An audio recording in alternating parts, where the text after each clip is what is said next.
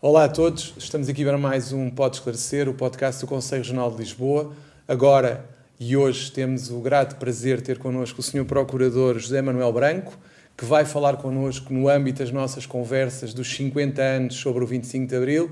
Aqui vou ter que vos dar, naturalmente, nota de que este orador é dos melhores oradores que eu tenho ouvido ultimamente em conferências, que de facto é um gosto enorme ouvi-lo, mas antes de começarmos a falar com ele, vou-vos dar umas breves notas biográficas do nosso procurador, que é magistrado do Ministério Público há 34 anos, atualmente tem a categoria de Procurador-Geral Adjunto, licenciado em Direito pela Católica do Porto em 89, mestre em Direito pela mesma Universidade em 2014, enquanto delegado do Procurador da República, depois Procurador Adjunto e Procurador da República, exerceu funções na comarca de Vila Nova de Gaia, em juízos locais cíveis e criminais e na investigação criminal no crime económico.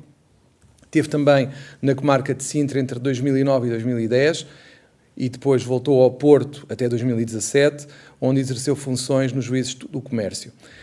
Diretor adjunto da revista de Direito à Insolvência da Almedina, autor de livros e artigos nesta área, conferencista, autor de pareceres para o Sindicato dos Magistrados do Ministério Público e Procuradoria-Geral da República, foi coordenador do Ministério Público na comarca de Santarém no Tribunal da Concorrência, Regulação e Supervisão de 2017 a agosto de 2024, atualmente está colocado no Tribunal da Relação de Guimarães, onde exerce desde setembro as funções de magistrado do Ministério Público, coordenador na comarca do Porto. Muito obrigado por ter aceito o nosso convite. Obrigado, Sr. Procurador. Simpático.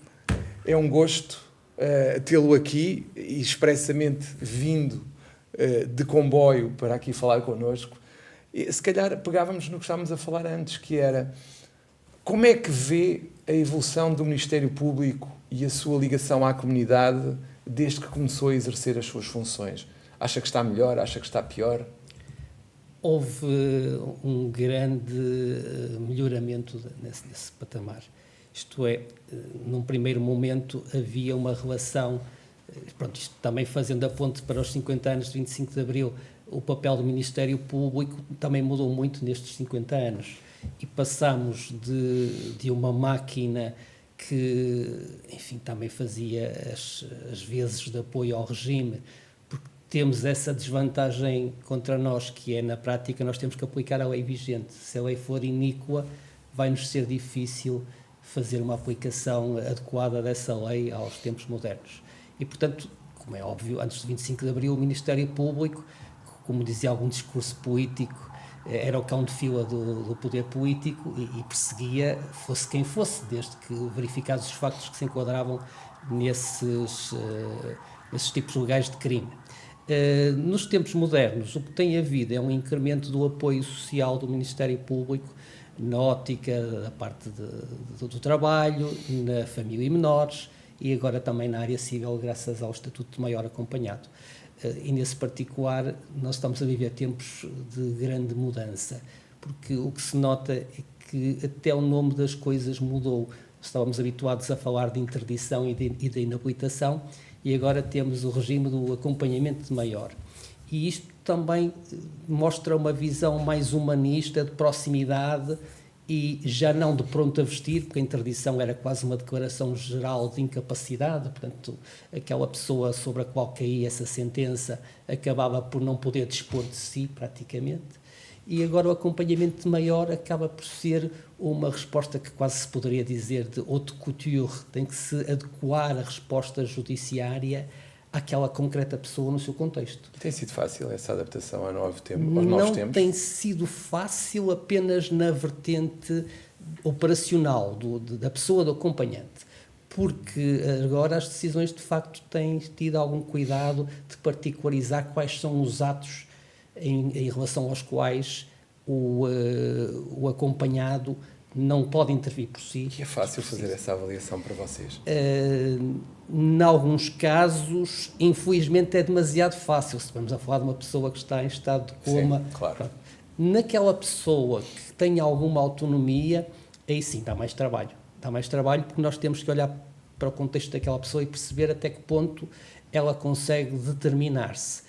E num país em que normalmente se fala de falta de literacia até financeira por parte das pessoas em geral, e de pessoas que não teriam nunca critérios para interdição no anterior regime e que se calhar não precisariam em princípio de acompanhamento no atual, nós temos que fazer sempre uma análise de até que ponto aquela incapacidade de resolver aquele problema é mera falta de ferramentas de desenvolvimento pessoal, até de literacia, de estudos, de formação profissional ou pessoal, ou é uma limitação que lhe é intrínseca por causa de ter um processo degenerativo, por exemplo, de uma doença do foro psicológico, psiquiátrico, e que já não consegue dar resposta. E nessa parte é difícil. Mas o mais difícil é sempre, neste momento, o encontrar a pessoa certa, porque estamos num contexto muito diferente também, e aí está, nestes 50 anos, o nosso mundo mudou. E de que maneira? Tínhamos aquela família tradicional, onde era comum os filhos ficarem com os pais. Na prática, os pais tinham a sua casinha, porque cada filho que casava construía um anexozinho. Na altura não se ligaria muito aos problemas do licenciamento, e a Câmara não iria fazer embargos nem deitar abaixo. E a família alargada acabava por ser também algo mais fácil para criar um grande processo de construção de personalidades, porque depois os netos também tinham sempre o apoio de retaguarda. E havia uma ligação maior. Das avós, não é? E havia uma ligação maior também entre eles. E, portanto, aquele ditado que agora é mais comum de quem casa quer casa, não era tão levado à letra, porque era natural que, até por falta de acesso ao crédito bancário, era natural que as pessoas ficassem com a família, com os pais. Isso tinha grandes vantagens de coesão social, desde logo porque aquela retaguarda familiar estava lá, e a esse propósito, obviamente, que era muito mais fácil assegurar a coesão social graças ao importantíssimo papel da mulher, porque era a mulher dona de casa que, ou com pequenos trabalhos de costura, ou fazendo a quintinha ou o quintal, dava o apoio para complementar a jorna que o marido fazia fora, em trabalhos agrícolas ou na fábrica, onde fosse. E depois todo esse apoio de retaguarda, de cuidar dos filhos, cuidar dos netos, e isso de facto dava em princípio uma sociedade até mais salutar, porque a imediação estava lá, não é? Agora temos uma sociedade em que de facto os pais libertam-se dos filhos logo pela manhã, e às vezes só à noite é que os veem, e quantas vezes não têm tempo para estar com eles, para partilhar com eles as dificuldades de crescimento e dar o apoio que eles precisariam.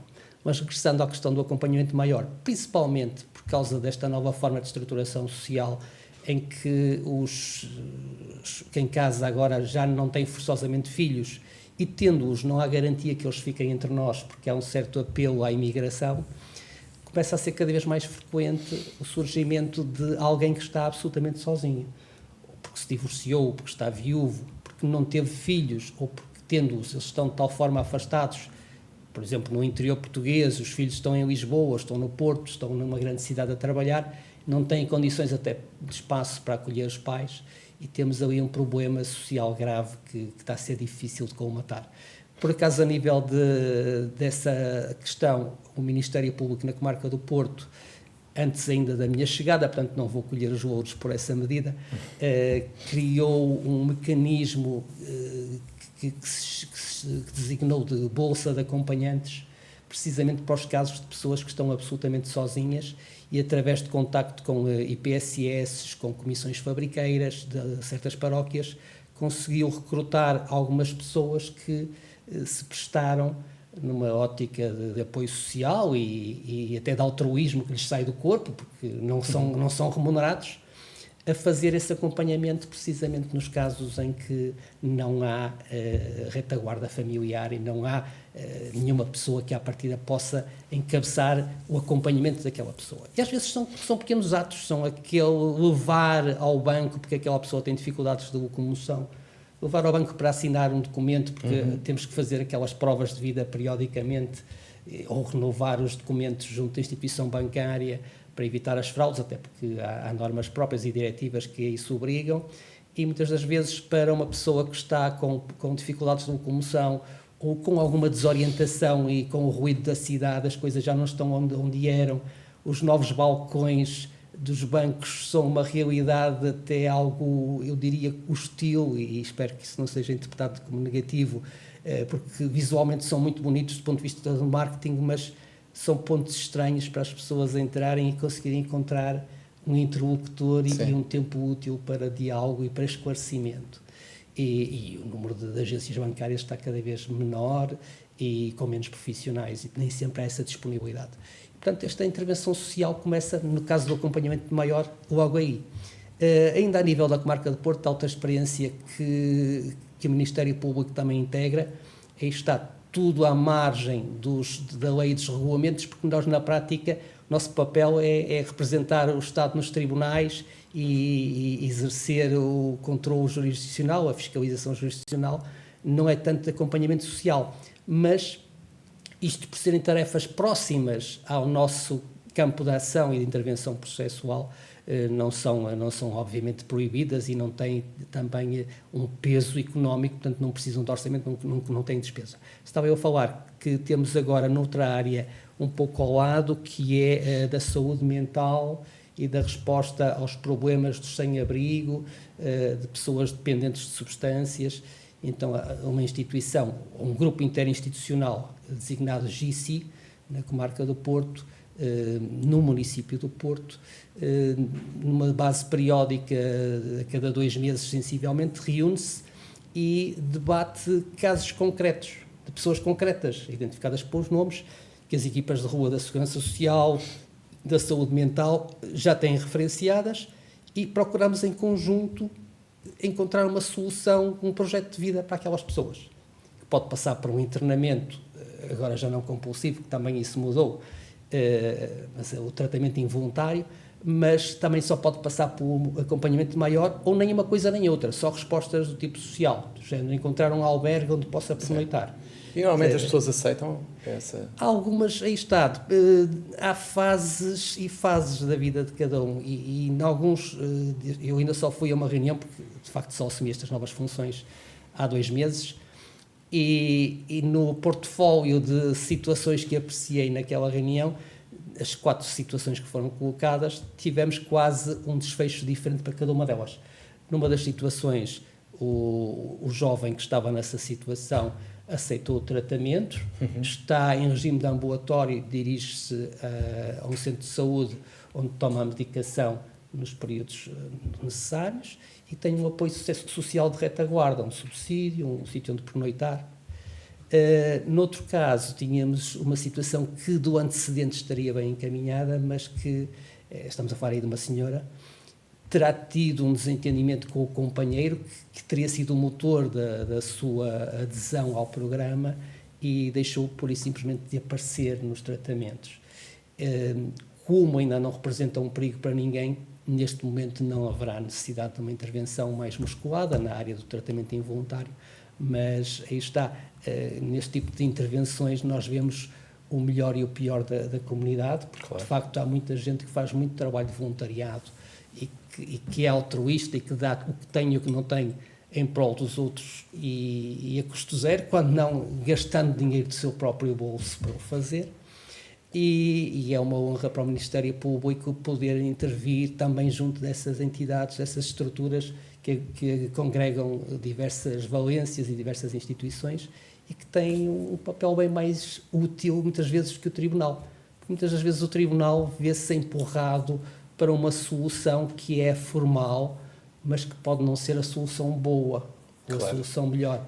Porque na parte do acompanhamento maior, infelizmente, por vezes, quase somos obrigados a propor, e o juiz a deferir, que o acompanhante seja o diretor de uma instituição, que obviamente, tendo 20 ou 30 idosos internados, não terá aquela disponibilidade de imediação, de atenção.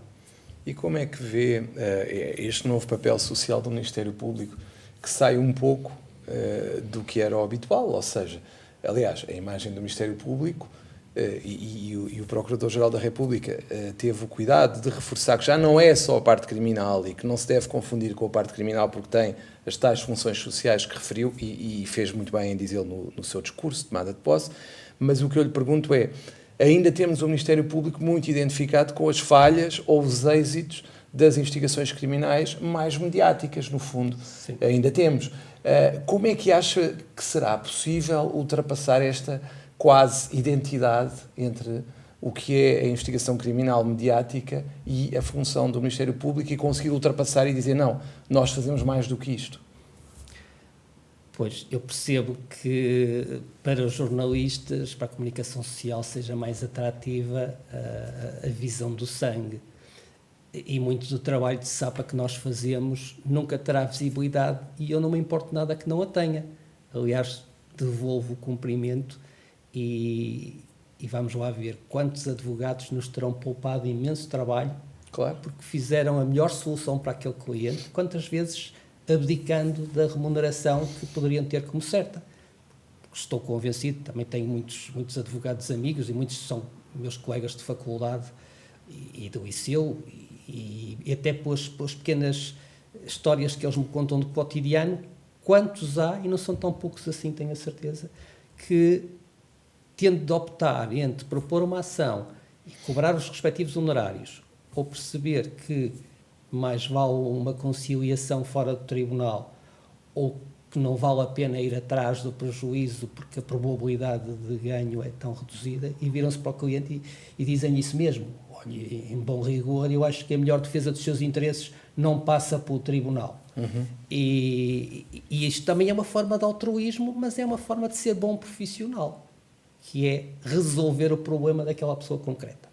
E nós, a nível do Ministério Público, de facto, quando estamos a tratar, desde logo há situações que estão sob reserva, no caso do acompanhamento maior, não se vem para a praça pública falar dessas questões, porque estão em causa, enfim, as vidas de pessoas concretas que merecem algum recato. Portanto, isso nunca será um tema, e ainda bem. No caso dos menores, os processos estão em segredo, e, portanto, também não se colocam, aliás, às vezes até é perturbador algum tratamento por parte da comunicação social quanto aos casos de infrações praticadas por menores, pela maneira como a gestão da informação é feita. Por vezes fico com a sensação que as pessoas mais próximas dos implicados poderão saber de quem se trata. Claro. E isso deixa-me um pouco desconfortável, e aí está a tradicional problemática do segredo de justiça. Eu lembro-me de, há uns anos atrás, ter tido um processo de algum destaque na comunicação social, tinha a ver com os liquidatários judiciais nos últimos tempos dos processos de falência, porque o próprio Código das Insolvências fez agora 20 anos, portanto já passou a puberdade, mas nos últimos tempos das falências tivemos um processo de grandes dimensões quanto a liquidatários judiciais e leiloeiras, que me foi distribuído e que eu geri com o máximo cuidado. Bastava dizer que os meus próprios funcionários não sabiam de que é que tratava o processo. Ele estava registado nos sítios como tendo suspeitos desconhecidos, e a Polícia Judiciária trazia-me o processo em mão e eu despachava e devolvia-lhes em mão, e na véspera das buscas e detenções, fui eu próprio à Secretaria colocar o selo branco nos mandatos de detenção que eu próprio assinei. E, portanto, no meu tribunal, e o meu próprio superior hierárquico, na altura um procurador da República do Círculo de Gaia, não sabia que eu no dia seguinte ia fazer uma busca, curiosamente, no Tribunal de Comércio, onde mais passado uns anos foi colocado em funções.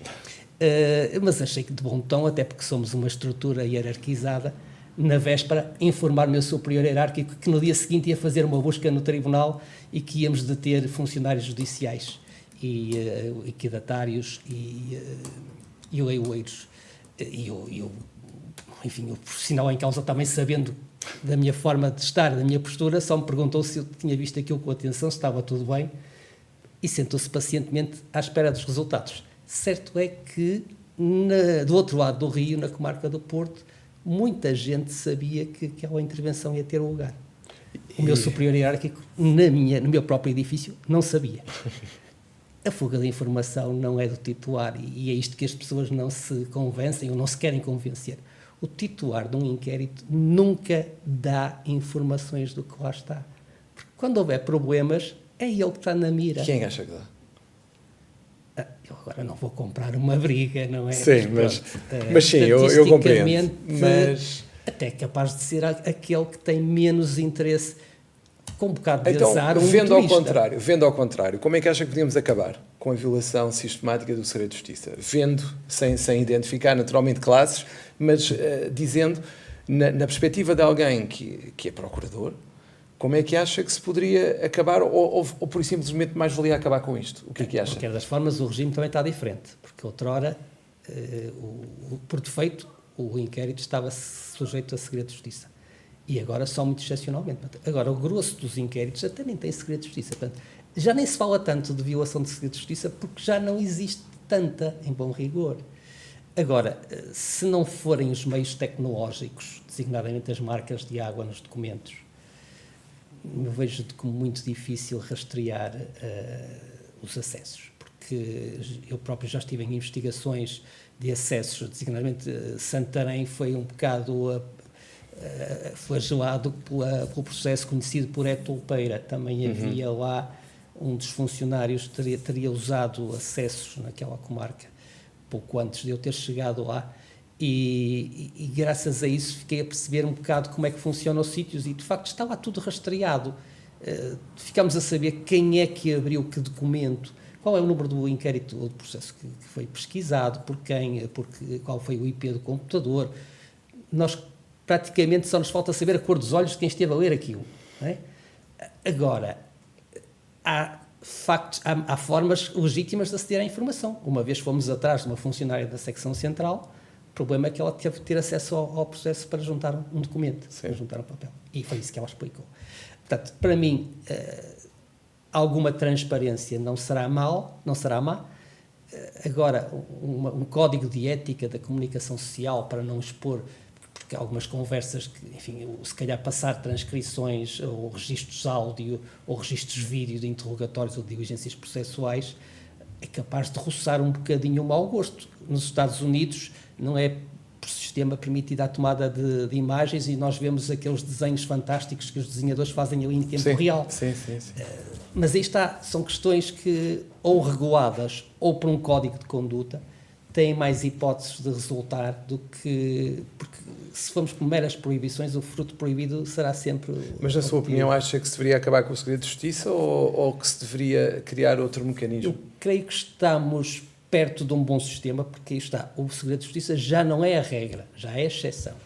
Quanto aos casos em que ele é aplicado, de facto, eu aposto no controle tecnológico, portanto, todos os documentos, até porque agora a prática dos atos, mesmo recentemente saiu uma nova legislação que a partir de dezembro até o inquérito vai ser tramitado obrigatoriamente nos sítios, o que não acontecia até agora, e, portanto, daqui para a frente ainda se torna mais fácil rastrear quem é que foi àquele registro e obteve aquele documento. Será um pouco por aí. E aí está, o atual regime, por já não ter por defeito tudo como segredo de justiça, já facilita um bocadinho que a violação de segredo de justiça seja mais reduzida. Agora, falando especificamente da investigação criminal e considerando a sua experiência e tudo o que viveu, quais são as principais diferenças entre o seu princípio de carreira e o que tem hoje em dia na área criminal? Gigantescas. Na verdade, eu estive 18 anos na investigação criminal e tive de tudo um pouco. Comecei também por crimes genéricos, depois estive uns tempos numa secção especializada só em crime violento, tinha os homicídios, tráfico de droga, violações, crimes sexuais, acidentes de viação. Portanto, as coisas mais difíceis e até mais sofisticadas, e foi a altura da vida que até me senti se calhar mais realizado, porque cada um é como é, mas dá um bocado aquele gosto de ser um bocadinho Sherlock Holmes, ir atrás das coisas, desenrolar o novelo. Mas o patamar máximo que eu consegui alcançar, designadamente na parte final da minha carreira na investigação criminal, por alturas de 2009, em que estava no crime económico, na parte das corrupções, peculatos, participação económica em negócios, fraude fiscal qualificada, crimes contra a saúde e a economia. Portanto, também algo um bocadinho difícil que nem todos os magistrados gostam. Era bem complexo. Sim, e bem complexo. Eu, por exemplo, tendo estado nesse tipo de serviço durante 6 anos e tendo passado pelas minhas mãos inúmeros inquéritos de insolvência dolosa, nunca consegui fazer uma acusação, o que me deixa frustrado, de insolvência dolosa. Invariavelmente arquivava. O patamar máximo... Qual era a razão antes de chegarmos ao patamar máximo, qual era a razão porque normalmente era tudo arquivado? era mais fácil também. A Polícia Judiciária teria menos formação, acho que agora tem mais conhecimento técnico e tecnológico, e depois há um parceiro oculto que nos ajuda imenso e que se calhar nem se dá por ela, e que outrora não tínhamos. Foi o crescer da AT que alavancou a investigação criminal económica. Porque outrora a contabilidade queimava-se. Nunca se queimava, não é? Em bom rigor nunca se queimava, mas não imagina o número de vezes que eu vi como desculpa, houve um incêndio nas instalações e a contabilidade ardeu. E eram os registros em papel. A partir do momento em que passa a ser tudo online, deixou de haver incêndios. Os incêndios não resolvem nada, porque na outra ponta está a informação. Claro. Portanto, houve um crescendo de capacidades da Polícia Judiciária, a meu ver. A nossa formação também, a nível das ações de formação, da formação contínua, também melhorou um bocadinho o nosso desempenho, mas essencialmente a informatização e a digitalização permite cruzar informações e agora os colegas acusam e há condenações por insolvência dolosa. Quanto aos titulares de cargos públicos e políticos, o patamar máximo que eu ascendi foi um caso quase ridículo de um autarca de uma junta de freguesia que se tinha apossado de um donativo de uma empresa à junta e que cometeu a tolice de depositar na conta da mulher. E aí está. Sim. Foi relativamente fácil investigar, porque de facto não foi um esquema muito elaborado. Agora... Esse era dos fáceis. Sim. Esse era seguramente dos fáceis. Esse era dos fáceis. Hoje, então, muito mais fácil. Mas... para mim e para o meu contexto, aquilo foi uma grande vitória. Estamos a falar de 2007, sensivelmente 2007, 2008. E para a frente nós tivemos primeiros ministros, presidentes de Câmara, enfim, atores, personalidades televisivas. Neste momento quase não há uma área de impunidade. Chefes de gabinetes da presidência. Em princípio, neste momento pode-se chegar a quase qualquer um. E eu acho que não há melhor tributo ao 25 de Abril do que esse, não é? A democracia chegou finalmente à investigação criminal. E portanto, desde que haja factos, e o que importa é que nunca se perca o foco, e eu creio que os meus colegas também são profissionais a esse ponto, não se vai perseguir por perseguir, e de facto há situações em que, e a própria lei o diz, nós podemos recorrer até em benefício dos arguidos, se virmos que houve ali um desacerto na decisão e que é demasiado penalizadora. Mas, com os mesmos olhos da objetividade, devemos perseguir quer o violador, quer o autor de um crime de peculato que, na prática, desviou o que devia ser de todos e ao serviço da comunidade para seu próprio benefício. E aí demos, de facto, grandes passos, o avanço foi enorme. Há uns anos atrás, o que agora acontece no cotidiano seria impossível. E como é que lê a influência, antes de irmos à digitalização pura e dura, como é que lê a influência da televisão e dos meios de comunicação social no vosso trabalho? Porque eu ouço muitas das vezes falar que uma coisa é, e eu sinto também às vezes, uma coisa é um julgamento com alguém mediático, outra coisa é alguém com um julgamento não mediático, havendo inclusivamente situações em que o mesmo facto, num e noutro caso, pode ser ou não relevante consoante o que esteja em causa. E a questão que eu lhe coloco é, os procuradores também sentem essa diferença? Não sei se sentem. Eu, quando tive aquele processo que há pouco referi, dos liquidatários...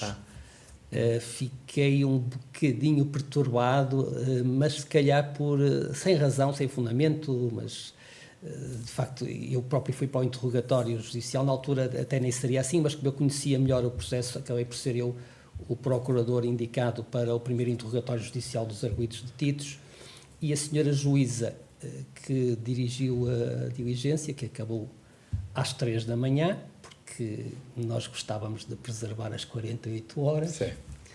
E preservámos-as à custa do nosso próprio descanso. E a senhora juíza, às 3 da manhã, transmitiu uma insegurança, criou um cenário de insegurança que me deixou um pouco condicionado, porque, a dada altura, diz ela assim, nós agora não podemos sair daqui nos nossos carros a estas horas, porque pode estar alguém lá fora. de modo que requisitou segurança policial para nos levar a casa, de cada um.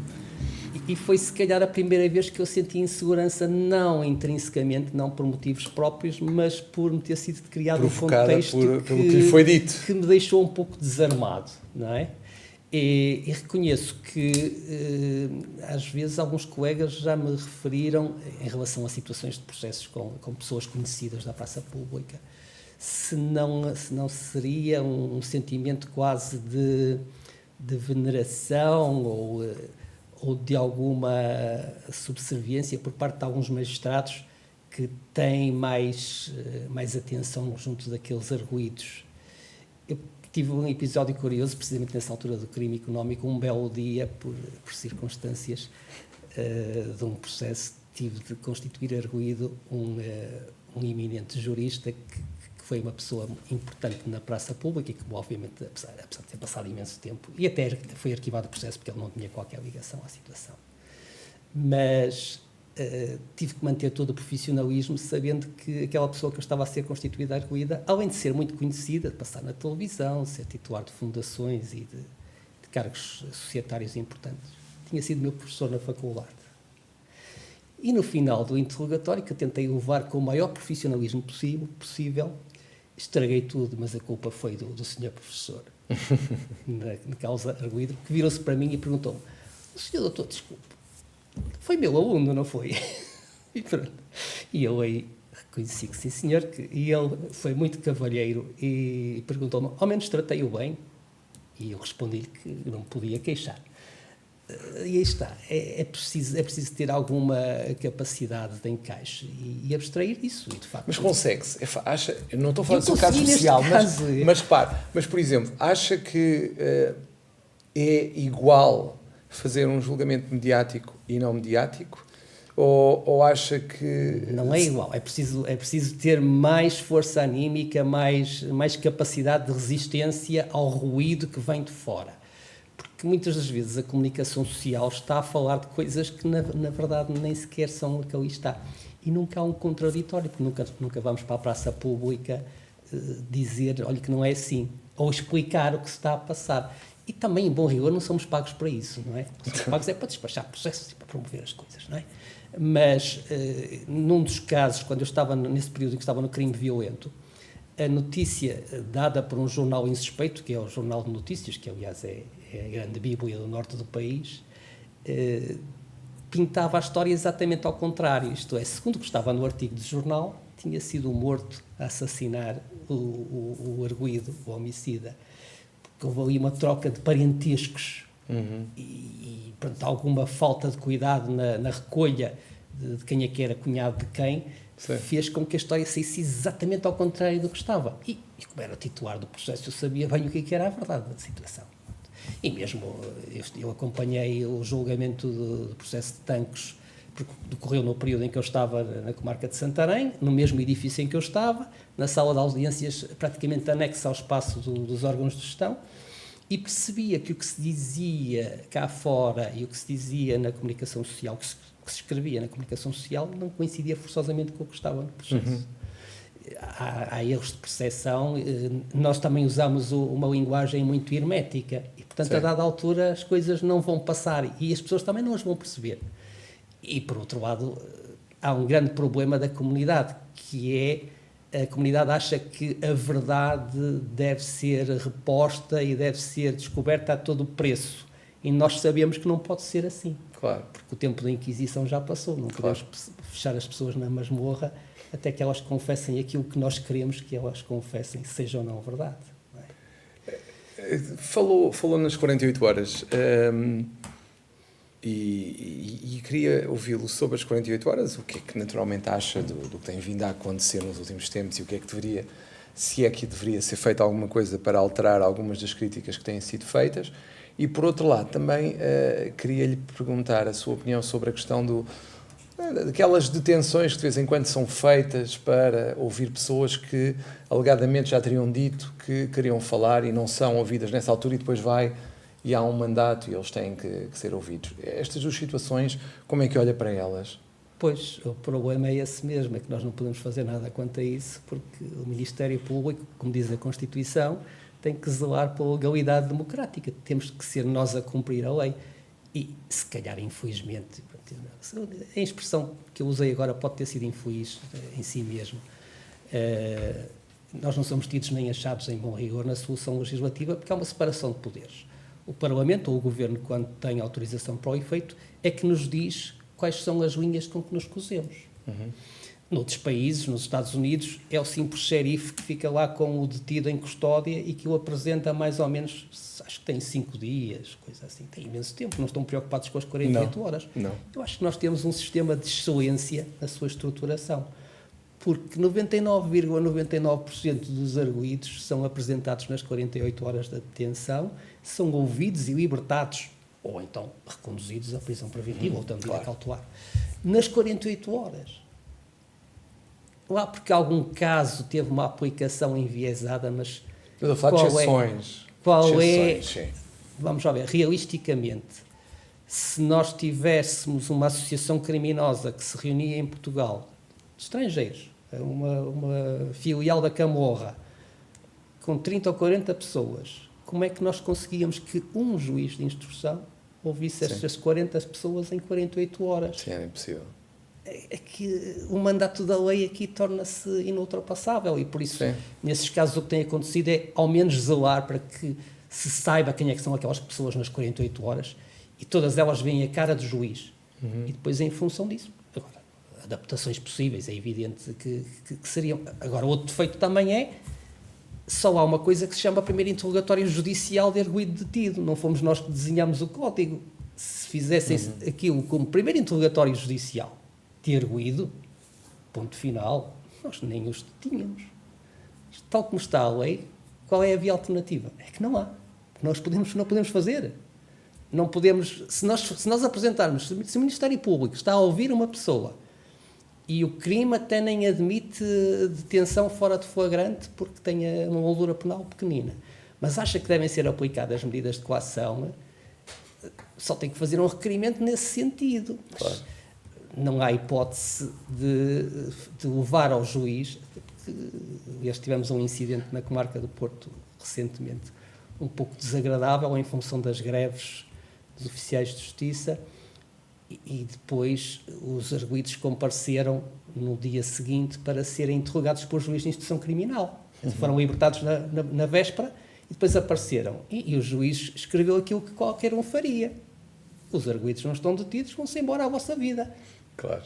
Portanto, a coisa está como está. Eu não vejo motivos para que seja muito diferente uma solução futura, mas aí está. Não somos nós que temos que escolher. E olhando para o lado, para o resto do mundo, em que não há assim, em Portugal não há casos de prisão arbitrária, o limite são as 48 horas, costuma ser cumprido, não é mau. Até porque muitas das vezes o que está em causa é algo terrivelmente grave e às vezes é importante que o arguido apareça e diga a sua justiça. Quantas das vezes a forma de ser ilibado é precisamente essa, porque não duvide, às vezes temos queixas ou denúncias contra pessoas que não foram mesmo autores dos fatos. E aí é importante sinalizar logo que não é aquela pessoa. Claro. E há um incómodo de um dia ou de 40 horas, mas a situação fica sanada, fica resolvida. Mas diga-me uma coisa, mas na sua vida, até enquanto procurador, até agora, já se apercebeu de situações em que o facto de ser e não ser mediático tenha tido um tratamento diferente, por exemplo, ou na consideração de um facto, ou no prazo de decisão ter sido mais rápido por ser uma pessoa mediática e haver, naturalmente, essa pressão que vos levava a acelerar Sim. as coisas? Pronto, na prática, eu acho que muitos dos colegas sentirão mais pressão para se focarem naquele caso e tentarem resolvê-lo o mais rápido possível. Mas, como também há sempre um trabalho de sapo, a maior parte destes crimes, até mesmo se for crime violento, se for uma violação ou se for uma tentativa de homicídio, passa pela Polícia Judiciária e muitas das vezes aquele primeiro trabalho de preparação da apresentação também acaba por gastar algumas horas e, portanto, não há muito mais margem para encurtar, mesmo que nós quiséssemos, este tipo de situações. E o ideal é que nunca se passem as 48 horas, mas realisticamente no mundo perfeito isso poderia acontecer, mas este mundo é imperfeito por natureza e há casos em que as situações ficam muito résveis. Mas, ainda a propósito do papel do Ministério Público, uma das frases provocatórias que eu gosto de lançar é que o papel do Ministério Público, de facto, acaba por ser transversal, isto casando também com a anterior parte do acompanhamento maior e das outras jurisdições. Muitas das vezes as pessoas não têm a noção, e isto também voltando ao tema do balanço entre o crime e o resto. Todos os processos do judiciário são do Ministério Público, mas nem todos os processos são do juiz. E isto é uma realidade que a maior parte das pessoas desconhece. Em todos os registros da plataforma Sítios no país, desde que haja no IPC, todos eles têm um Procurador da República associado. E há milhares deles que nunca terão um juiz. Sim. Porque mesmo na ação cível do João contra o Manuel, em que pede, por exemplo, uma delimitação da propriedade de ambos, não há Ministério Público a intervir no processo, nem como patrocinado uma parte, nem mesmo se houver um ausente, também lá estamos. Também temos essa visão de intervenção social.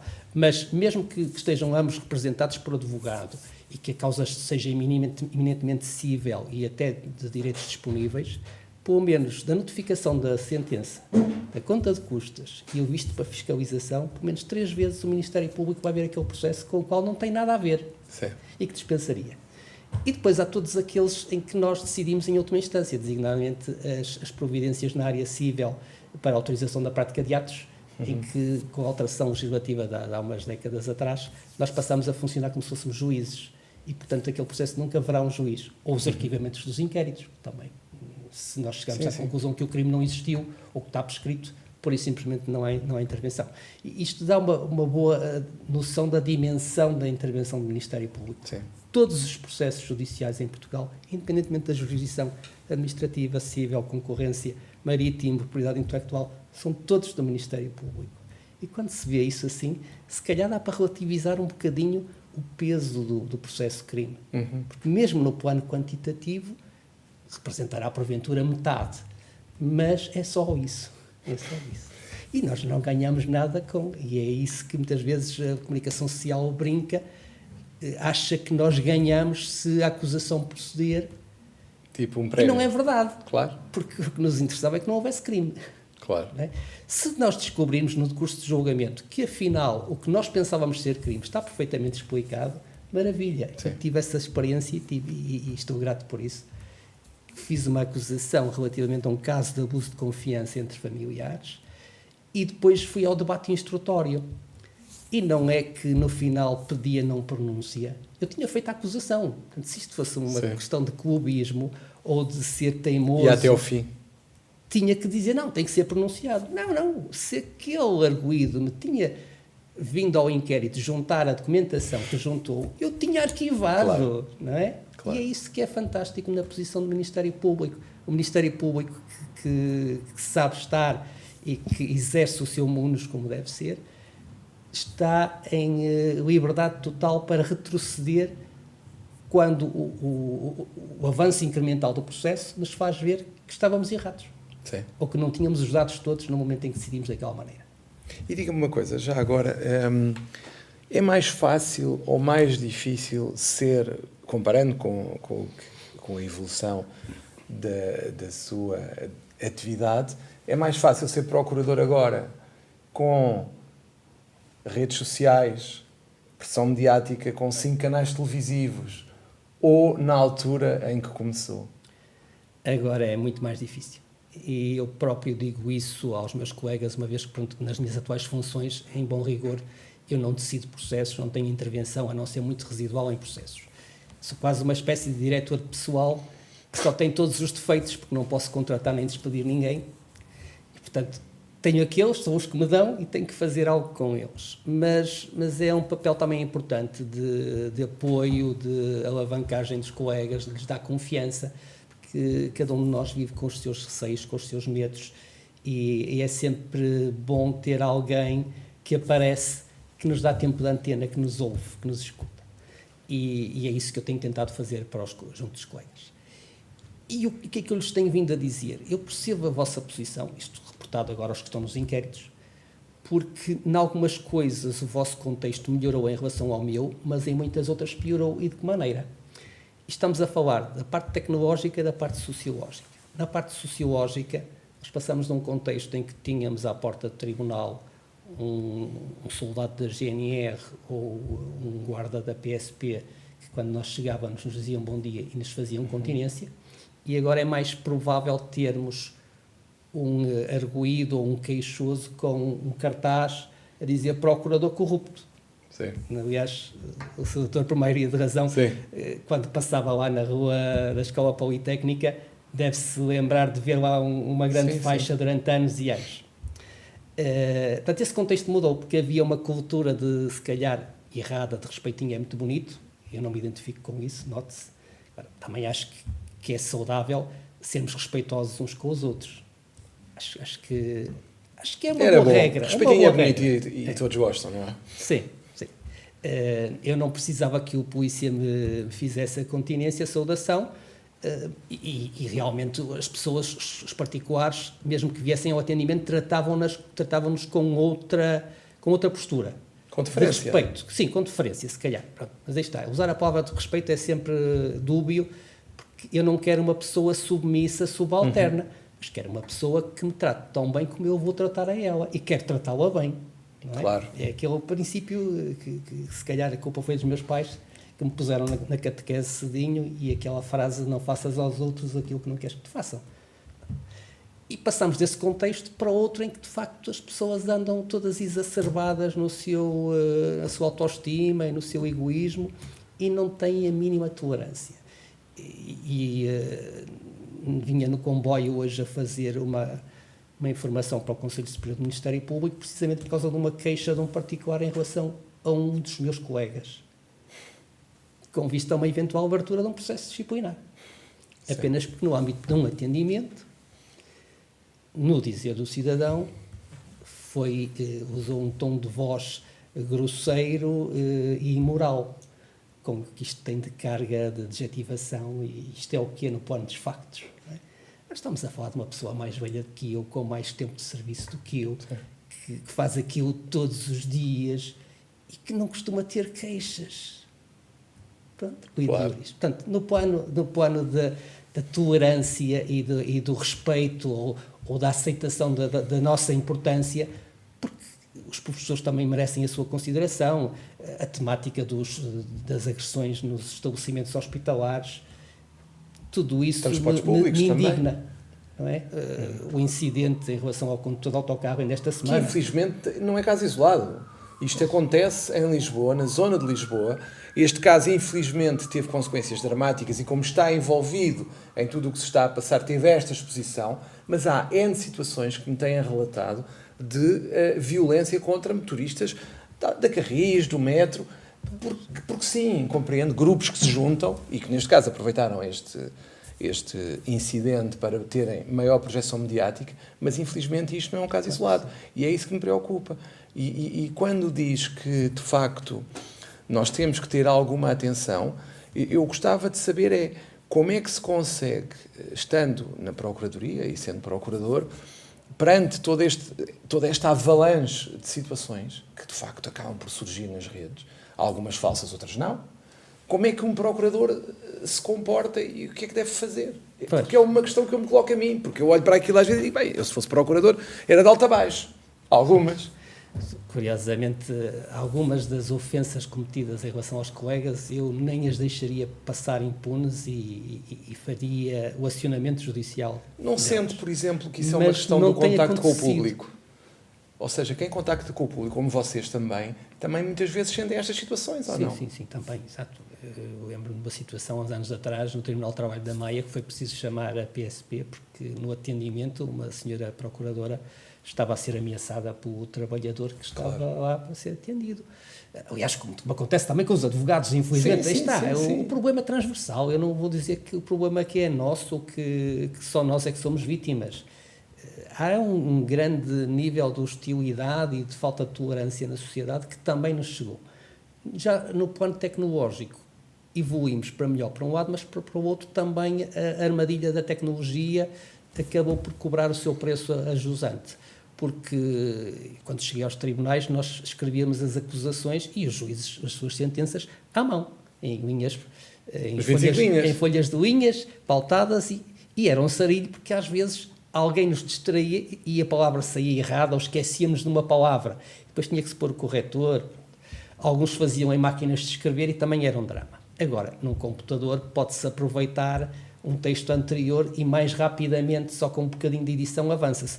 E agora temos o problema quase oposto, que é muitas sentenças e arquivamentos são criticados por falsa erudição, porque na verdade é relativamente fácil ir à internet buscar um acórdão do Supremo ou da Relação, ou meia dúzia deles, copiar e colar, e designadamente nós quando somos inspecionados para efeitos de avaliação, os inspectores queixam-se que os arquivamentos são todos iguais, ou que as acusações são todas iguais, ou que as sentenças, no caso dos juízes, são todas iguais. Ou seja, acaba por ser uma armadilha porque poupa-se tempo para fazer um texto enorme, só que esse texto enorme não é aquilo que o cidadão quer. O cidadão não quer erudição. Ou como dizia um dos queixosos que numa missiva ao coordenador da comarca, na altura de Santarém ainda, não percebo o despacho da senhora procuradora, ela citou lá uns messieurs que não dizem nada. E ele escreveu isso mesmo, eu guardei em memória porque achei piada. De facto, nós caímos um bocadinho às vezes nesse vício que é citarmos os autores, mas na verdade eu percebo que para o cidadão comum aquilo nada significa. Eles querem lá saber o que é que pensa o Germano Marques da Silva ou o Figueiredo Dias. É irrelevante, eles querem o problema deles resolvido. E como é que é, no fundo, a situação verdade, própria deles? Se calhar nos dias que correm o melhor seria que um despacho de arquivamento, que será aquele em que tem que haver mais justificação e mais fundamentação, fosse um pouco a dois tempos, não é? Tivesse uma parte com elevado rigor técnico e aí sim podia ter um pouco de teoria jurídica no meio, mas que no final tem que haver, a meu ver, uma linguagem perceptível, ou seja, o primeiro tempo seria a fundamentação para o advogado, a fundamentação tecnicamente válida, e na segunda parte o português comum, para que a explicação para que a pessoa compreenda. A pessoa que é destinatária da decisão tenha a noção mínima, se quiser aprofundar vai ter e deve ir ao advogado, a meu ver, mas ao menos perceber o mínimo para que lado é que aquilo caiu, não é? Portanto, e as razões? E alguns, sim, também, a fundamentação. E muitas das vezes cai-se um bocadinho na afirmação do princípio resulta do que antecede, que é óbvio não existirem indícios suficientes, mas não se fez ali o contraditório de a testemunha A disse aquilo, a testemunha B disse aquilo outro, a A estava posicionada a não andar acima, portanto não estava em linha de vista. Pronto, isso se calhar não ficava mal fazer com rigor a leitura e a apreciação da prova em termos similares ao que fariam o juiz de julgamento. Não é? Mas, neste contexto, o que acontece muitas das vezes é que a armadilha tecnológica leva a decisões gigantescas, com páginas e páginas e páginas, que por um lado o cidadão não percebe, outras vezes o próprio magistrado da ideia quase se perde no meio da sua argumentação e tem lá sucessivas camadas de citações, mas depois a apreciação concreta dos factos fica um pouco postergada. E a ligação? Exatamente. E pior ainda, aquela coisa que é a forma como se trabalha. Porque outrora, eu sei que é feio, nem se devia dizer isto em público, mas nós fazíamos assim, o Soutor também deve ter visto situações dessas. Os meus colegas iam com alguns processinhos mais pequeninos lá para o julgamento, porque naquela parte em que estavam a ser ouvidos o pároco e as testemunhas abonatórias, aquilo cá para nós era mais ou menos irrelevante que eles dissessem. E na altura, com uma simples canetinha e as tais folhas de linhas, a gente escrevia uma linha de texto e estava despachado um processo, já não insista pela deprecada. Rúbrica, este já está. Pronto. Não era bonito, mas já na altura havia muito serviço e agora continua a haver. Neste momento, para despachar qualquer coisa nos sítios, demora-se no mínimo 20 vezes mais. Já tem que se encontrar o número de processo. Invariavelmente a Secretaria vai levar a despacho 2 processos com exatamente o mesmo número, mas as letras de notação do no IPC diferentes, e o magistrado vai trocar o despacho e depois é que vai reparar quando chega ao segundo, afinal este não é este. Sim. E depois validar a assinatura. Gasta-se imenso tempo com coisas facílimas. E aí está, é o contraponto de, para a acusação, para grandes textos, já tenho a minha coleção, o meu catálogo, e é só copiar, colar e editar, pouco tempo, mas para as pequenas coisas que antes resolviam com 10 palavras ou 3 Agora linhas, é pior. perde-se muito mais tempo. Outro exemplo concreto de grande dispêndio de tempo por parte dos magistrados, as declarações para memória futura, agora são gravadas. Nós, quando temos o depoimento reduzido a escrito, passamos os olhos numa folha e em 1 minuto, 2, 3 minutos, percebemos o que lá está. E podemos começar logo a construir a narrativa para colocar na acusação, com os factos que foram invocados pelo depoente. Nas declarações para memória futura, se eles tiverem 40 minutos de duração, os colegas têm de estar ali com os fones a ouvir aquilo tudo durante 40 minutos. E nunca podem saltar, porque nunca sabem em que momento é que vai ser dita uma expressão crucial. Sim, claro. E o tempo que perdem, com novos recursos tecnológicos, curiosamente, é muito superior.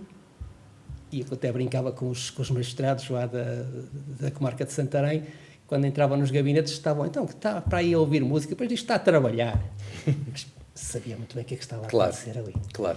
E, portanto, as condições nessa parte são piores.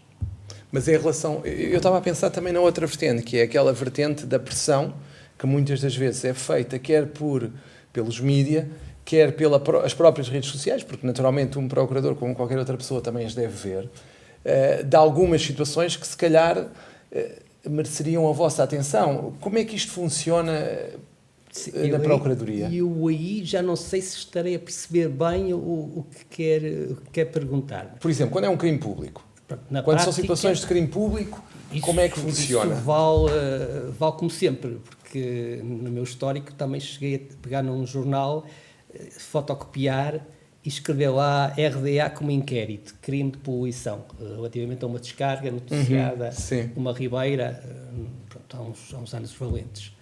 E, portanto, o processo de aquisição da informação é rigorosamente o mesmo, porque, na prática, o que diz o Código é que com a notícia do crime... Mas não é mais difícil hoje, com as fake news e com a desinformação que existe, ver o que é verdade e o que é mentira? É verdade, mas também somos todos os dias inundados de exposições as mais ridículas que possa imaginar. Muitas vezes sob a capa de queixa, denúncia anónima. E, curiosamente, esse processo dos liquidatários que referi já há várias instâncias iniciou-se com uma denúncia anónima, mas muito contextualizada, porque esses acordos que eram feitos entre liquidatários e leiloeiros eram tão às escâncaras que eram conversas de café do outro lado da rua em relação ao tribunal. E alguém estava na mesa ao lado, ouviu a conversa e disse nomes claro. E contextos. Nessa denúncia anónima. Portanto, foi fácil demais. Mas também há o inverso. Um belo dia, na parte do tráfico, na parte em que eu estava no crime violento, nessa altura, temos uma denúncia anónima reportando que determinada senhora saía de casa a horas diferenciadas e que trazia a mala carregada de droga para distribuir. E sendo uma denúncia anónima, entretanto, o regime legal até mudou um bocadinho e supostamente devem ser um pouco subalternizadas. Se houvesse fundamento nessa denúncia anónima, era uma situação bastante grave. Mas, pronto, aquele feeling também de estar uns anos naquilo, a gente já viu muita coisa. Eu desconfiei um pouco e então optei por uma forma um bocado informal de iniciar a investigação, que foi solicitar por ofício confidencial ao comandante do posto territorial da GNR da área, que sem contacto com a pessoa avisada, tentasse apurar o que é que se tratava, quem era. Claro. Era uma senhora professora. Isso explicava porque é que às vezes saía às 9, outras vezes saía às 11. Muito provavelmente isto era uma brincadeira de mau gosto de um aluno. Claro. E como é óbvio, não se iniciou nenhuma investigação e aquilo foi logo arquivado com a informação do posto policial. E portanto, o critério continua a ser o de sempre. Nós podemos ir às redes sociais buscar informação e até o conhecimento de notícias de crime viáveis para serem investigadas, e também temos que fazer uma leitura crítica do que lá se diz, porque senão é o faroeste total, claro. E toda a gente é arguída, embora era isso que eu ia perguntar. Eu creio que os meus colegas farão tão bem como eu até acho que alguns são bem melhores do que eu alguma vez serei, eu gostava de ser como alguns deles, e terão sempre aquele limite ético de não vamos já lançar os cães, vamos estudar e ver o que há, o enquadramento, e em função desse enquadramento atua-se e em que moldes. Sendo certo, também não estamos sozinhos, porque nestes crimes mais graves também é a própria Polícia Judiciária e muitas das diligências são de trabalho de campo, que acaba por ser passa muitas vezes à margem dos visados. E diga-me uma coisa, a maior parte das notícias de crime que são investigadas por vós provém da vossa própria análise inicial ou normalmente chegam pelas polícias? Pois, normalmente são as polícias que dão nota, porque acabam por ser as pessoas concretas que são vítimas e que dão nota disso, não é? Começa a ser cada vez mais raro nós descobrirmos por nós próprios uma situação, porque mesmo em relação àquele exemplo que eu dei da libertação de resíduos numa ribeira, como também há, apesar de tudo, algum ativismo ambiental, já é relativamente frequente que apareça uma associação a dar nota disso. Claro. Na área de Santarém era relativamente comum a Protejo vir a terreiro sinalizar que houve uma descarga, que aquela fábrica que está a poluir, pronto. E de facto nós também temos essa vertente, que é estarmos abertos a todas as fontes de informação. Devemos fazer, e por regra fazemos, uma triagem mínima, mesmo em relação às denúncias anónimas. Não avança tudo, há muita coisa que é retida e há coisas que são completamente descabidas, como este exemplo que eu referi da senhora professora, não é? E como esse, há muitos outros.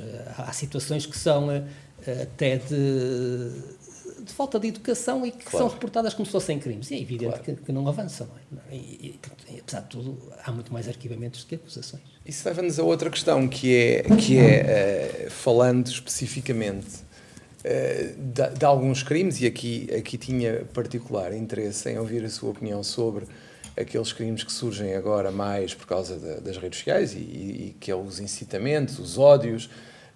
Eu, às vezes, eu imagino, uma pessoa olha para o feed de qualquer rede social e é só crimes, parecendo, se uma pessoa quiser ver, não é? Se uma pessoa quiser ver. E isso é um risco que eu vejo, porque às tantas nós começamos a ter crime, e não para. E vocês não fazem mais nada na Procuradoria do que andar atrás destas situações. Como é que é possível, e ainda há pouco estávamos a falar da possibilidade de todas as pessoas agora neste momento têm que dizer o que lhes apetece nas redes sociais, como é que se acaba por traçar a tal linha entre... Porque a ideia com que eu fico muitas das vezes, se é alguém que concorda com aquela pessoa muito bem, estão a prejudicar a sua liberdade de expressão, se é alguém que discorda, vamos já prendê-lo. E como é que o Ministério Público consegue manter o equilíbrio no meio destas confusões todas? Eu penso que os colegas não irão assim tanto às redes buscar essa lenha para se queimarem. Mas, de facto, retomando o mote destas conversas, isto nem sequer é uma situação nova, só que antes não se punha na rede social, pintava-se mesmo nas paredes, não é? Morte à exposição, exatamente. Morte ao grande capital. Morte aos bófias, por exemplo, também se via muito. Exato. E ainda temos uma outra parede de há 50 anos com esses dizeres, não é? Um ou outro partido, por vezes, excede-se. Há uns exemplos historicamente documentados de afirmações de mau gosto que de facto poderão estar um bocadinho para lá da linha afinal, quase uma apologia ao crime. Mas nem tudo, eu acho que muitas das vezes o que se escreve não tem um verdadeiro dolo. Agora, o problema é que quem lê é que pode sentir-se motivado e apoiado, não é? E, no limite, apoiando aos princípios gerais da teoria do direito penal, uma coautoria, uma instigação pode ser desenhada em casos de limite. Não temos ido muito por aí, e aí está também, não temos ainda muitos exemplos históricos de situações que tenham chegado a esse patamar. Não quer dizer que não seja possível. Agora, o que é que nós queremos para o nosso futuro? Uma sociedade em que as pessoas possam falar ou em que são perseguidas por tudo o que disserem? O delicado equilíbrio está cada vez mais difícil de manter. É porque a pressão que existe o eco que é dado a algumas afirmações, sejam elas de quem forem, partidos políticos, dirigentes desportivos, podemos falar de uma que até já foi julgada, que é a do Bruno de Carvalho, em relação à Academia de Alcochete e àquele ataque, é que a linha entre o que é ou não criminalizável, o que é a mera liberdade de expressão, é cada vez mais difícil, porque a pressão que eu coloco no lugar, às vezes, de um procurador, e não deve ser fácil, porque às vezes vê-se cada coisa, e a pressão para que se faça é tão grande que eu imagino que não deva ser fácil, muitas das vezes, resistir. É claro que agora estamos no ciclo eleitoral dos Estados Unidos, e vem-nos à memória que aconteceu a seguir às eleições no último anterior ciclo, sim. Não é? E uma das temáticas que se coloca, até que ponto o então Presidente incentivou, instigou... E tivemos a versão brasileira e tudo, portanto... No Brasil e em aspas. Aqui ainda não chegámos a algo com as mesmas dimensões. Mas, na verdade, se eu disser a alguém atira-te aí para o rio, mata-te, põe termo à tua existência miserável, aquela pessoa não tem por que seguir mas se for um candidato presidencial que eu gosto, ou algum partido que eu gosto, se calhar já tem outra repercussão. E se nós continuamos a defender que a liberdade corresponde à responsabilidade, cada um é livre de encetar as iniciativas que bem entender, tem que se responsabilizar por elas, não é verdade? E de facto nós, agora até no outro lado da barricada, no nosso sistema não temos a pena de morte, mas nos países em que ela existe, nem a pena de morte, como hipótese de reação a um crime, evita que o crime continue a existir, e crime muito violento, não é? E temos casos como a China, ou em alguns países do Sudeste Asiático que têm pena de morte para tráfico de estupefacientes. E o certo é que continuam a aparecer traficantes, claro. E o certo é que continuam a ser cometidos homicídios nos Estados Unidos e depois ficam longos anos na prisão e, em termos finalísticos, são executados a posteriori. Claro. E nem assim acabou o homicídio, não é? E portanto, nós temos sempre este duplo critério. Por um lado, o simples facto de aparecer alguém a apelar à prática de um crime, ou do que seria um crime se fosse seguido, se fosse executado, não obriga ninguém. E cada um de nós tem que ser autónomo QB para fazer diferente. E de facto, o que me choca às vezes é este seguidismo que se nota de pessoas que se desculpam. Eu nasci num bairro social e, portanto, era o que eu via, não tenho um modelo alternativo. Eu não sou adepto dessa visão do mundo. Eu acho que nós podemos sempre ver diferente, fazer diferente. Porque se não for assim, então não somos diferentes dos outros animais. Porque na prática, se não temos a capacidade de pensarmos por nós próprios, diz-se, mas quando se tem uma exposição excessiva a um tipo de comportamento, pode-se crer que aquilo é a normalidade. E de facto, as crianças lobo, aquelas crianças perdidas na floresta, que não tiveram educação porque foram amamentadas por animais, parece de vez em quando um ou outro exemplo, na Ásia, na selva amazónica, de alguém que não teve referenciais. Sim. E que não tem linguagem, por exemplo. Reconheço que será mais difícil vir com esta carga ética para cima dessa pessoa e dizer, tu podes escolher se fazes isto ou se fazes aquilo. Mas se cada um de nós tem as ferramentas, tem o cérebro, tem a educação primária e agora a escola é obrigatória, e o Ministério Público também é muito proativo, e as CPCJs atrás do enforcement da presença das crianças nas escolas. Uhum. E depois, se for necessário, até se invoca judicialmente uma medida de promoção e proteção. Nós temos ferramentas tendencialmente igualitárias com um serviço público de educação que dá uns rudimentos e que deveria programar as pessoas para elas conseguirem fazer as somas por si próprias. É curioso. Igual que vê em toda a gente. Porque, repare, 10 milhões de portugueses circulam do lado certo na autoestrada. E uma vez por trimestre há um que entra no sentido errado. Concordo com isso. É? Mas é curioso porque o que acabou de dizer, eu também já ouvi na boca de outras pessoas, que não é porque alguém teve um passado traumático na infância que é forçosamente criminoso. E os que não são.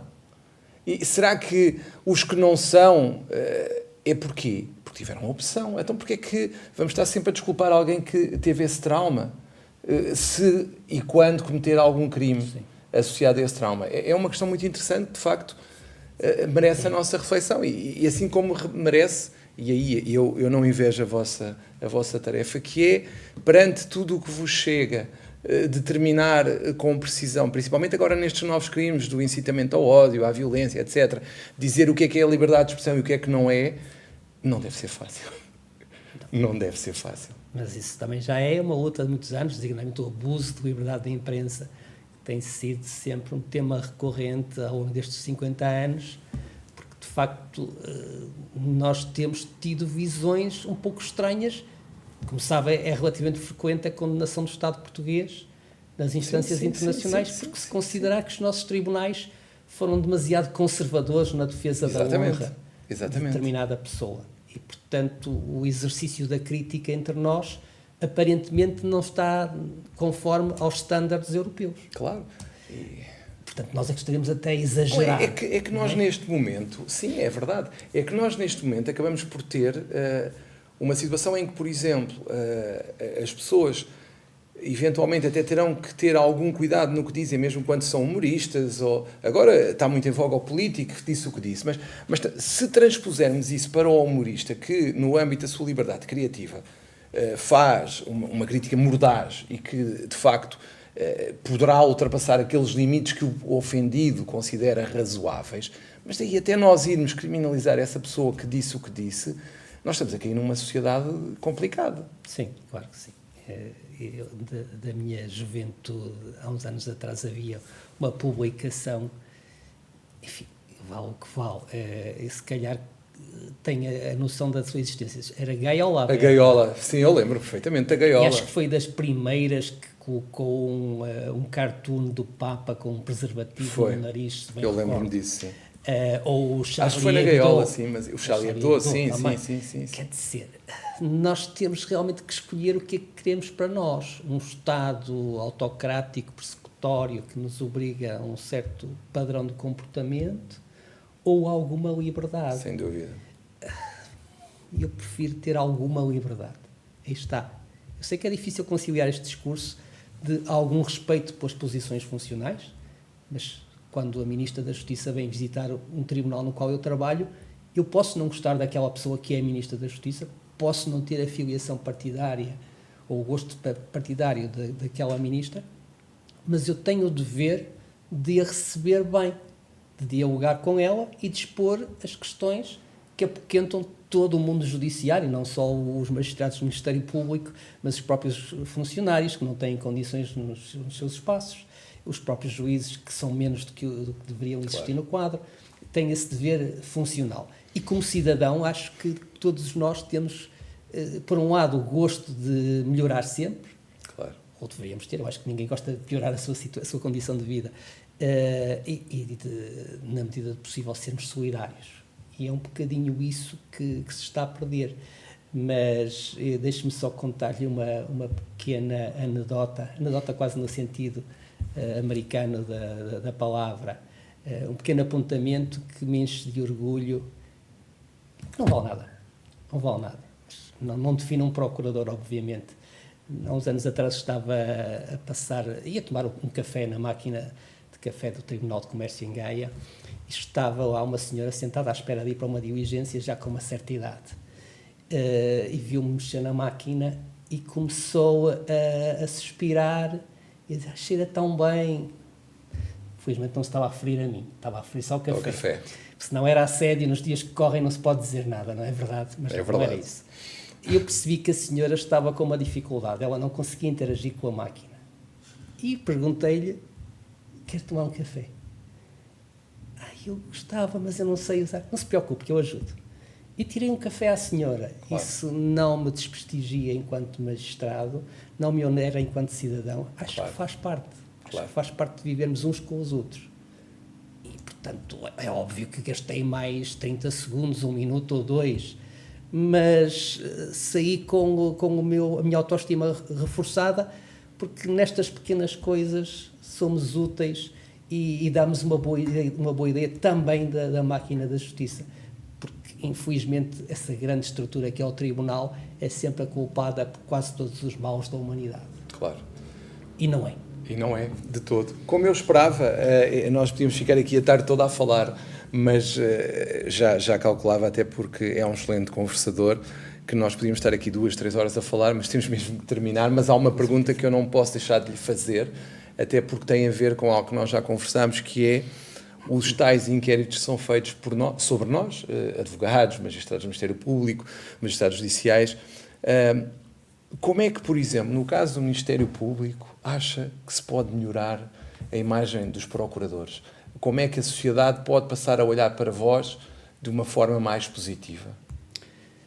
No essencial é difícil, porque é sempre o tribunal que apanha a culpa e nós, estando no tribunal, apanhamos sempre as culpas. Mas acho que também releva muito do valor pessoal e da postura de cada um de nós. E, de facto, se cada um tiver uma posição impoluta, inatacável, de boa cidadania, de dedicação, de atenção, de ouvir o outro, de justificar os seus atos, de documentar os seus atos, de explicar numa linguagem perceptível também, portanto, que faça um bom trabalho técnico, mas também explique ao cidadão porque é que ele vai ser condenado, se fosse juiz, ou porque é que vai arquivada a queixa que a pessoa apresentou. Eu acho que isso que é um bom princípio, porque a maior legitimação é a lisura de procedimentos, a demonstração do que nos motivou. E quando faço as minhas ordens de serviço para a distribuição do serviço aos magistrados do Ministério Público na minha comarca, distingo-me por 2 coisas em relação aos outros. Preservo ao máximo a privacidade dos magistrados. Nunca ponho lá por que motivo é que estão ausentes ao serviço, se é gravidez de risco, se é doença, se é uma sanção disciplinar. Ponho apenas que se encontra ausente ao serviço por motivo justificado. E a outra parte é a justificação de porque que a solução desagradável que eu vou ter que impor, porque é isso que está em causa, é aquela e não é outra. Supesando os fatores. Ponderou-se isto e aquilo. O mal menor será este. E isso é sindicável. Se nós formos sindicáveis, transparentes, dialogantes, não há motivo para que a comunidade não possa compreender-nos. Pode não querer compreender, mas se quiser analisar, vai perceber. E em relação à comunicação externa mais alargada, em termos mediáticos, acha que isso é um caminho ou acha que não deve ser, na sua opinião? A dificuldade passa realmente pela escolha das palavras, porque, como nunca é possível o consenso, portanto, a mensagem vai ser sempre mal recebida por uma larga franja populacional. É um exercício delicado. A meu ver, alguma comunicação, particularmente nos casos que estão nas bocas do mundo, é melhor para esclarecer as pessoas querendo ser esclarecidas. Algumas nunca vão perceber, mas também não podemos fazer um curso acelerado de processo penal a todas as pessoas. Não podemos estar a explicar que a lei foi criada assim e tem só as 48 horas para ser apresentados. E têm que estar detidos. Não podem aparecer voluntariamente à frente do juiz. Olha, estou aqui, não me façam mal. Não, se a lei mudar, e isso for possível, nós vamos usar esse sistema. Mas não acha que, por exemplo, na questão do arguido que se quer entregar, entre aspas, para prestar declarações, que essa teria que ter alguma alteração até para maior compreensibilidade externa? Ou acha que não? Eu não pronuncio nessa não parte, porque seja qual for a lei, nós vamos... Vai haver problemas. Eu já vivi com a condução sem habilitação legal como crime e como contraordenação. O legislador decide coisas, claro, e nós estamos lá para tentar compor a realidade. Muito obrigado, Sr. Procurador. Foi um gosto falar consigo. Obrigado também. E, olha, seguramente voltará ao Conselho Regional de Lisboa numa conferência ou outra situação qualquer, porque é um excelente conversador. Muito obrigado. Muito obrigado também. Terminamos mais uma das nossas conversas. Foi um gosto estar aqui com o Sr. Procurador. Espero que tenham gostado tanto como eu gostei de fazer a entrevista e espero por vós numa próxima ocasião no Pode Esclarecer.